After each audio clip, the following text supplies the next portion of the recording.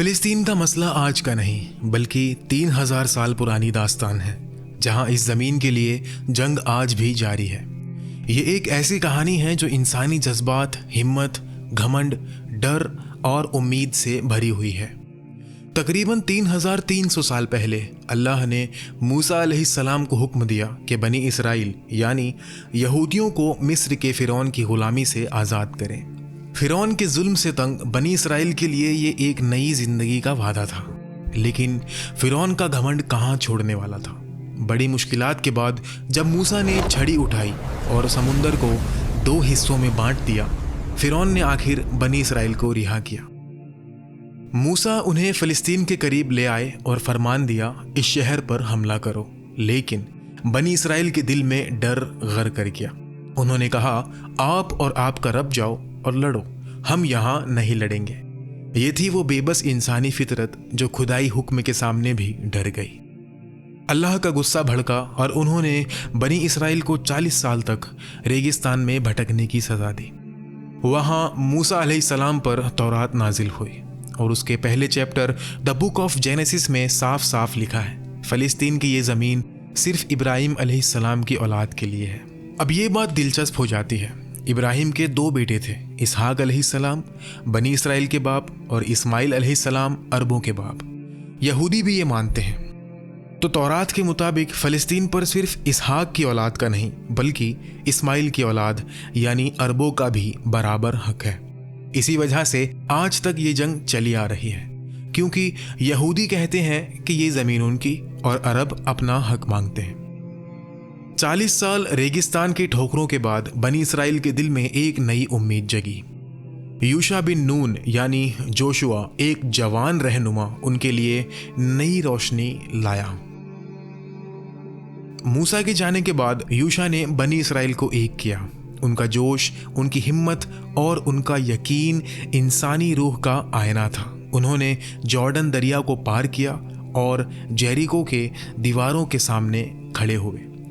کہا جاتا ہے کہ یوشع کے حکم پر بنی اسرائیل نے شہر کے گرد ہفتوں روز تک چکر لگایا، اور 7ویں دن جب ان کے شور اور نعروں نے آسمان چھو لیا، جیریکو کی دیواریں گر گئی۔ یہ تھی انسانی ہمت کی جیت۔ یوشع نے فلسطین کے کئی علاقوں کو فتح کیا، لیکن یہ جیت آسان نہیں تھی۔ ہر قدم پر قربانیاں، لڑائیاں اور دشمنوں کا مقابلہ تھا، لیکن بنی اسرائیل کا گھمنڈ بھی بڑھ گیا اور کچھ عرصے بعد یہ شہر ان کے ہاتھوں سے نکل گیا۔ اگلے 300 سال تک وہ اس زمین کو دوبارہ حاصل نہ کر سکے اور ان کے دل میں مایوسی چھا گئی۔ پھر آیا ایک نیا دور جب داؤد علیہ السلام اپنے ایمان اور ہمت سے بادشاہ بن گئے۔ داؤد کی کہانی انسانی جذبات کا ایک مثالی نمونہ ہے۔ وہ ایک جوان لڑکے تھے جو جالوت جیسے دشمن سے ٹکرائے اور اپنے ایمان کے ذریعے اسے ہرا دیا۔ ان کی رہنمائی میں بنی اسرائیل نے دوبارہ اٹھ کھڑے ہونے کا حوصلہ کیا۔ داؤد نے یروشلم کو فتح کیا اور اس شہر کو اپنی راجدھانی بنایا۔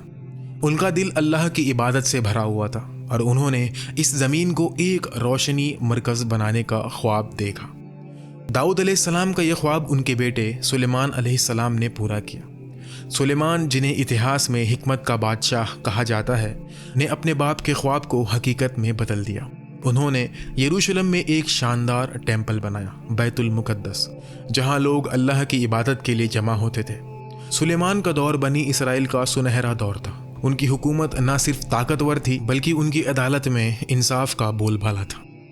کہا جاتا ہے کہ سلیمان کے دربار میں شیبہ کی ملکہ بھی آئی، جو ان کی حکمت دیکھ کر حیران رہ گئی۔ لیکن انسانی فطرت کا یہ رنگ بھی تھا کہ یہ سنہرا دور ہمیشہ نہیں رہا۔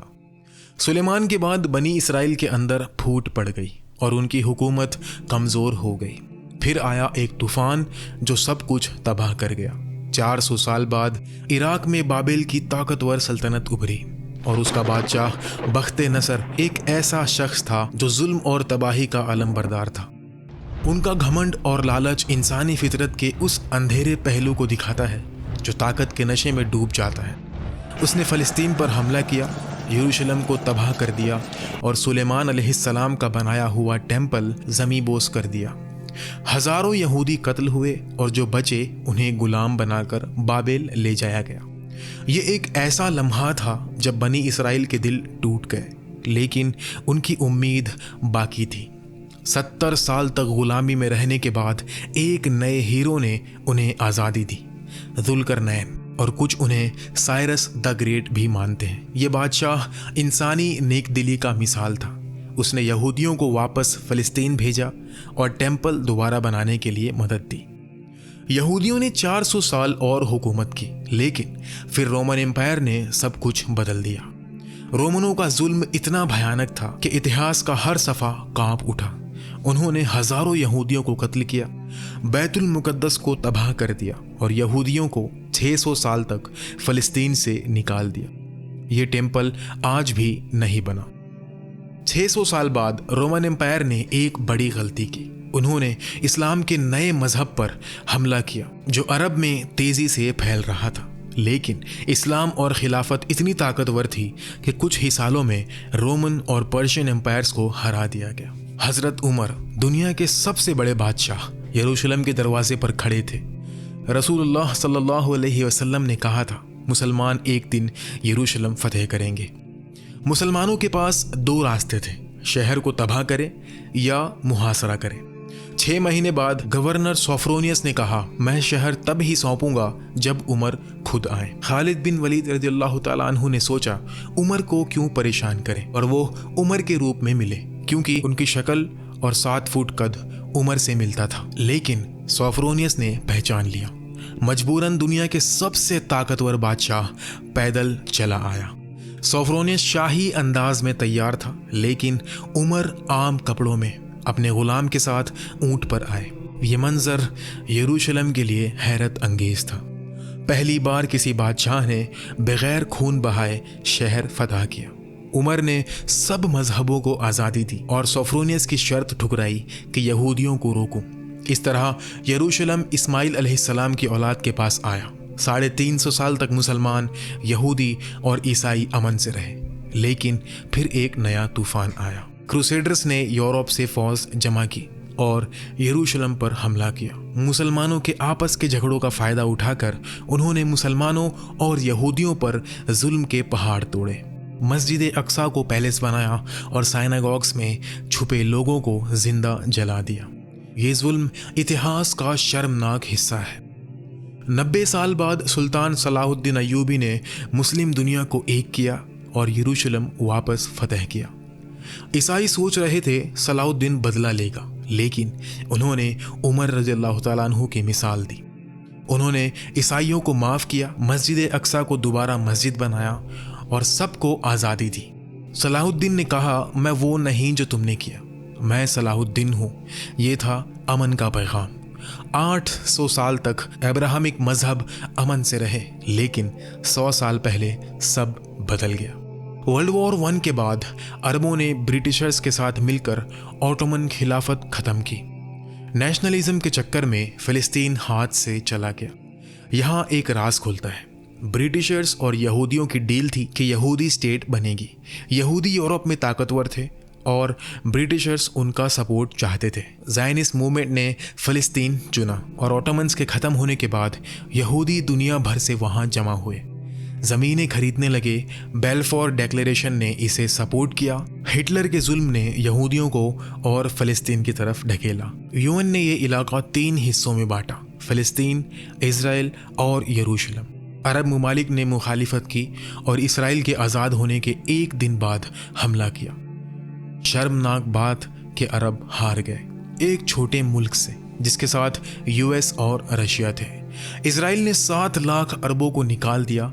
1967 में 6 दिन की जंग में इसराइल ने इजिप्ट, जॉर्डन और सीरिया को हरा दिया और वेस्ट बैंक, गजा और यरूशलेम पर कब्जा किया।